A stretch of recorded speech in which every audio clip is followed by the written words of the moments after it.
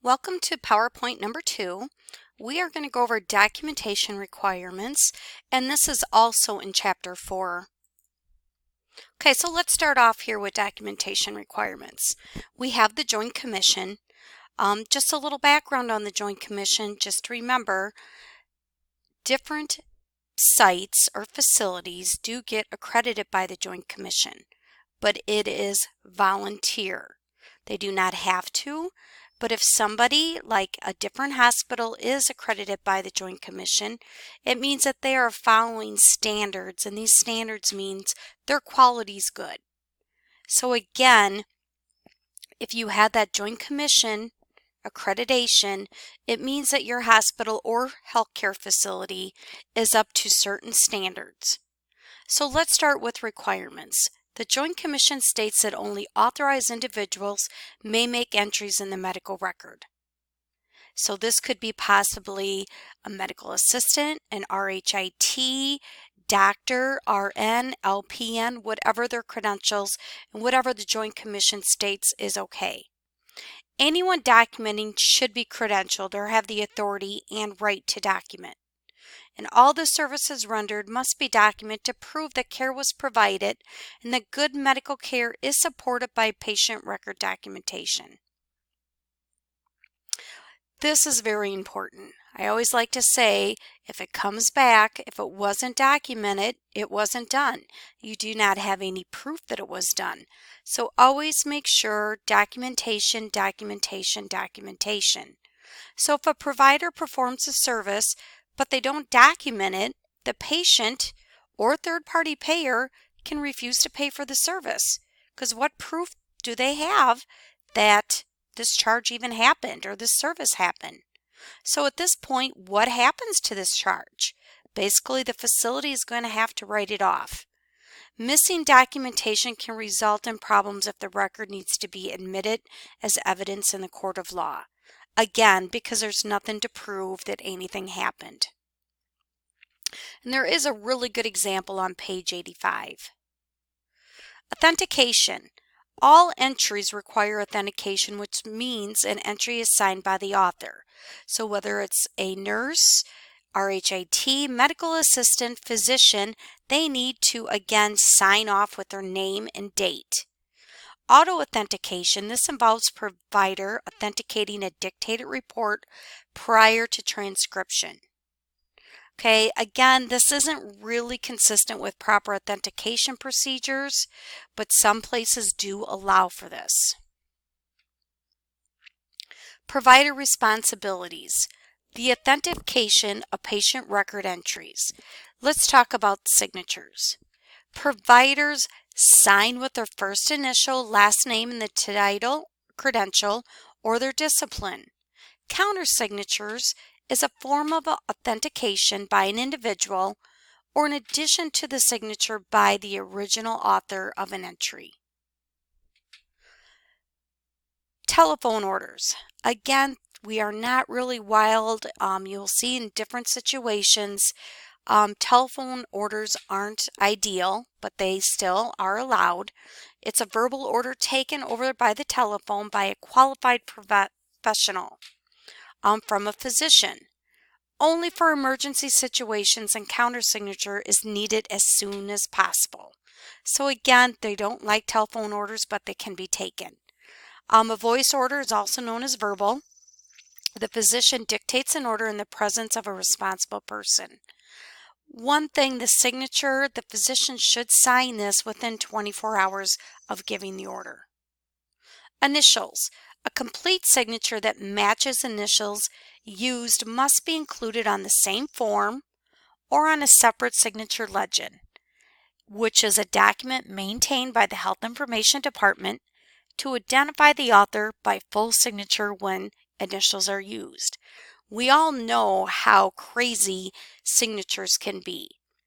So it's very important that you have whoever is documenting have their full signature and then what their initials look like. This way you can go ahead and match the two up. Fax signatures, they can be accepted by facilities as allowed by state and federal regulations. Signature stamps. These are getting to be more of a thing of the past. When signature stamps are authorized for use in a facility, so the provider whose signature the stamp represents must sign a statement stating that he or she alone will use the stamp to authenticate documents. They can't have the MA or somebody in the record room or even a nurse use their stamp. They have to read through the report and use the stamp themselves. Medicare does not allow use of stamps on durable medical equipment. All authentications are allowed by federal and state law.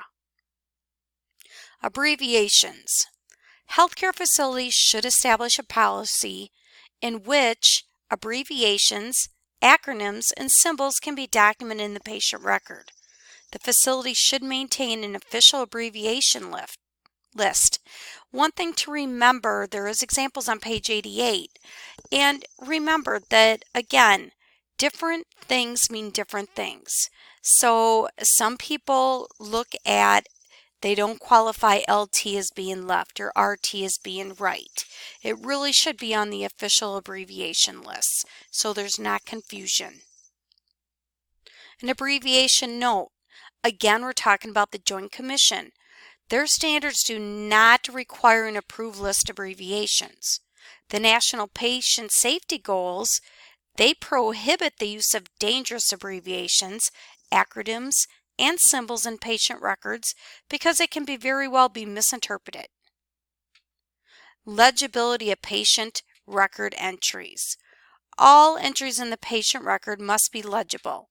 If an entry is illegible, it should be rewritten by the author. So basically, if everything's written out well the first time, you don't have to worry about having somebody go back and rewrite it. And again, it should, if it is rewritten, you have to put down the entry of the date.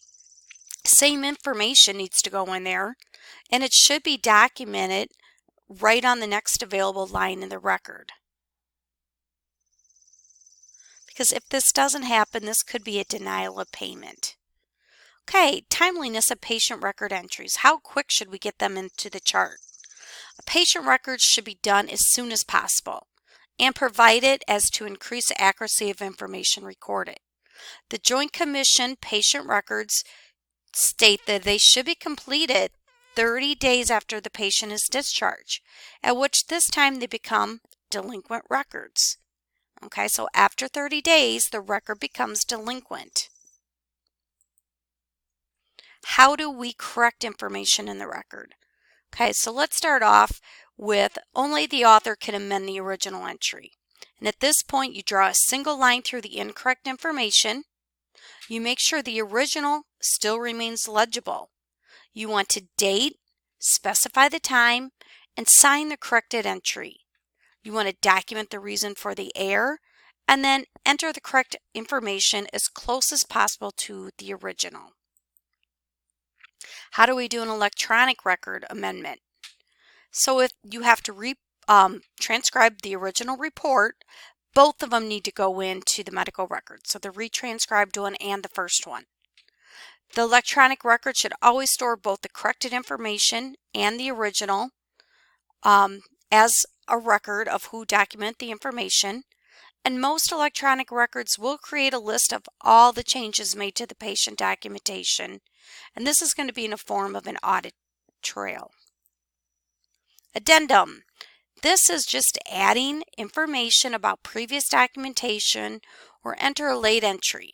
You want to avoid incorrect interpretation of information, and the purpose is to provide any additional information and do not change the documentation. That is it for PowerPoint 2.